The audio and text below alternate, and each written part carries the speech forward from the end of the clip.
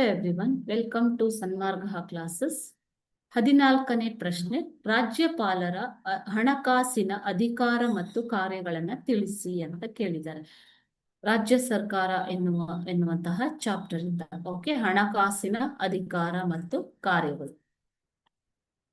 ರಾಜ್ಯಪಾಲರ ಹಣಕಾಸಿನ ಅಧಿಕಾರಗಳೇನು? ರಾಜ್ಯಪಾಲರ ಪೂರ್ವಾನುಮತಿ ಇಲ್ಲದೆ ಹಣಕಾಸಿನ ಮಸೂದೆಯನ್ನ ವಿಧಾನಸಭೆಯಲ್ಲಿ ಮಂಡಿಸುವಂತಿಲ್ಲ.